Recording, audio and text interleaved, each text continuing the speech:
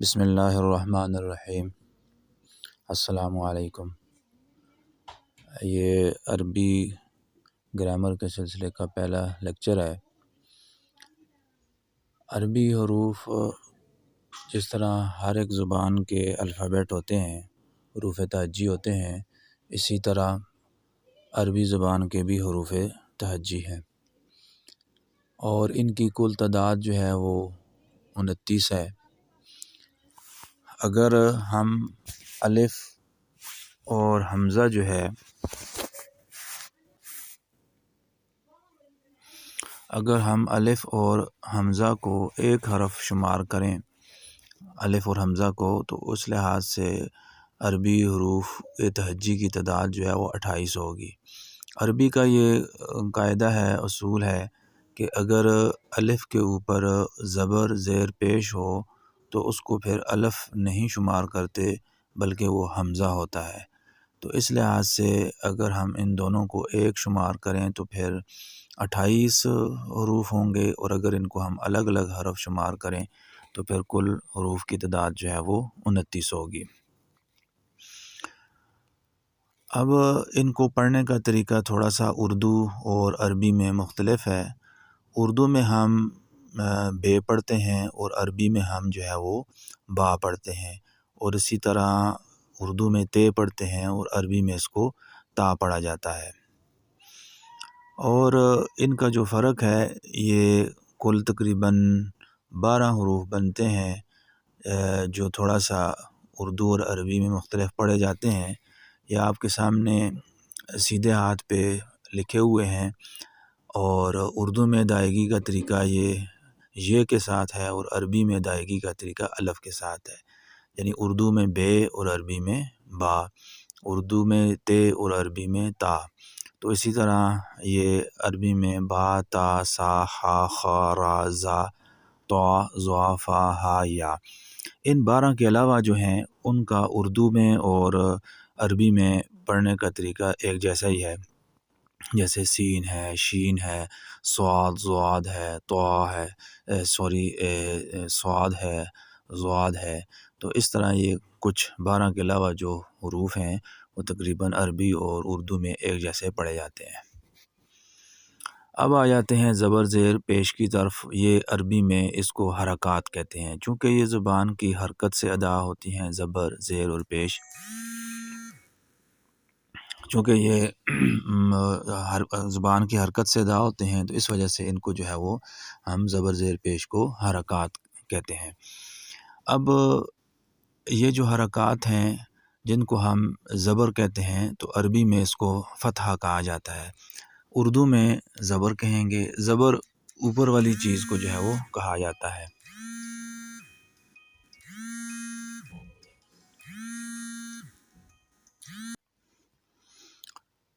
زبر اوپر کو کہتے ہیں، جس طرح ہم کہتے ہیں زبردست، ٹھیک ہے۔ تو چونکہ یہ حرف کے اوپر ہوتی ہے تو اس لیے اردو میں اس کو زبر کہہ دیا جاتا ہے، لیکن عربی میں اس کو فتحہ کہتے ہیں۔ جس طرح با زبر با، تو یہ فتحہ ہوگا۔ اور اگر یہ حرکت نیچے ہو تو نیچے کو چونکہ اردو میں زیر کہتے ہیں اور عربی میں جو ہے وہ اس کو کسرہ کہا جاتا ہے، جیسے با زیر بی۔ اور اسی طرح پیش جو ہے اس کو ضمہ کہتے ہیں۔ اردو میں پیش کسی بھی چیز کو جو سامنے ہو اس کو پیش کہا جاتا ہے۔ تو یہ آپ یاد رکھیں کہ عربی میں یہ زبر زیر پیش جو ہے اس کو کیا کہتے ہیں، زبر کو فتحہ، زیر کو کسرہ اور پیش کو جو ہے وہ ضمہ کہا جاتا ہے۔ اب یہ جو زبر زیر پیش ہیں یہ ہمیشہ یاد رکھیں، ان کو بالکل مختصر پڑھتے ہیں، یعنی 1 سیکنڈ کے اندر ان کو پڑھا جاتا ہے۔ جیسے با زبر با، با زیر بی، با پیش بو۔ ان کو لمبا کرنا جو ہے یہ غلط ہوگا کہ اگر کوئی ان کو ایسے پڑھے با زبر با، با زیر بی، با پیش بو، تو یہ ان کی ادائیگی جو ہے وہ غلط ہو جائے گی۔ تو ان کو 2 انگلیوں کے کھولنے کے برابر، یعنی 1 سیکنڈ کے اندر پڑھنا ہے۔ با زبر با، با زیر بی، با پیش بو۔ بعض لوگ عربی پڑھتے ہوئے، قرآن مجید پڑھتے ہوئے ان کو لمبا کر دیتے ہیں، تو اس میں بعض اوقات معنی میں بھی تبدیلی آ جاتی ہے اور لفظ کی ادائیگی بھی خراب ہو جاتی ہے، لہٰذا ان کو انتہائی مختصر پڑھنا ہے، با بی اور با پیش بو۔ اب اس طرح ہے کہ ان کو لمبا کس صورت میں کرتے ہیں کہ اگر با زبر با ہو اور با زبر با ہو لیکن جو ہے اس کے آگے جو ہے پھر الف ہو تو اس کو جو ہے وہ تھوڑا سا لمبا کیا جاتا ہے. اس کو کیا کیا جاتا ہے تھوڑا سا اس کو پھر ہم جو ہے وہ کیا کریں گے لمبا کریں گے.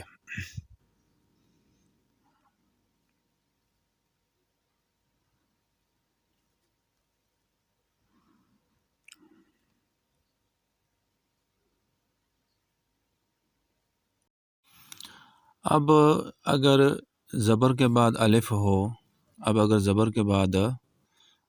الف ہو تو جس طرح یہ ہے تو اس میں پھر اس کو جو ہے وہ لمبا کر کے جو ہے وہ پڑھا جاتا ہے. اب با زبر با لیکن آگے الف ہو تو اس کو پھر با پڑھیں گے. اب اگر الف نہ ہو اور اس کو کوئی با صرف زبر ہو تو اس کو اگر کوئی با پڑھے گا تو وہ پھر غلط پڑھ رہا ہے کیونکہ وہ ساتھ الف بھی اس کو ملا کے پڑھ رہا ہے. تو اس لیے اس چیز کا عربی پڑھتے ہوئے بالخصوص قرآن مجید پڑھتے ہوئے خیال رکھنا چاہیے کہ ایک زبر جو ہے وہ بالکل ہی مختصر پڑھی جائے گی 1 سیکنڈ کے برابر با زبر با. لیکن اگر اس کے آگے الف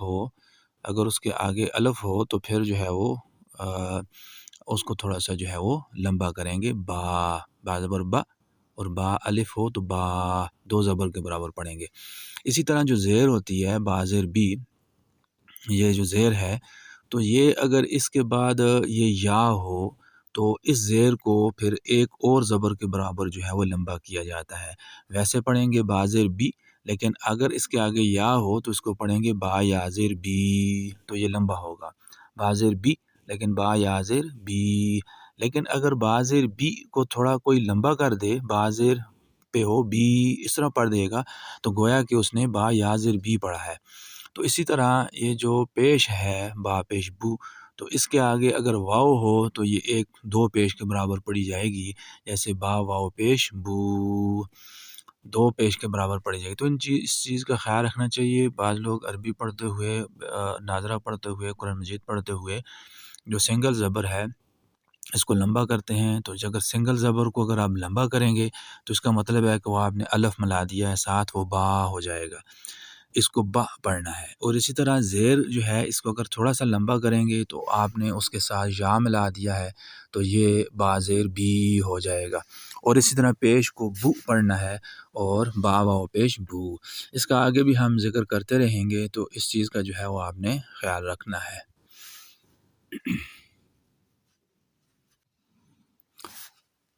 اگر کسی بھی حرف پہ زبر بھی نہ پڑھی جائے زیر اور پیش بھی نہ پڑھی جائے تو پھر اس صورت میں ہم کہتے ہیں کہ یہ اس حرف پہ جزم ہے یعنی سکون ہے. تو اس کو پھر ہم کوئی بھی حرکت جو ہے وہ نہیں دیں گے تو اس کو ہم جو ہے کہیں گے کہ اس حرف پہ سکون ہے یعنی زبان کوئی حرکت ادا نہیں کر رہی ہے. جیسے اور اس کی علامت جو ہے یہ آپ دیکھ رہے ہیں کہ یہ 3 طرح سے اس کو جو ہے وہ ظاہر کیا جاتا ہے. تو اب با جو ہے با کے اوپر کوئی حرکت نہیں ہے تو اب الف با زبر اب اس کو ہم جو ہے وہ پڑھیں گے.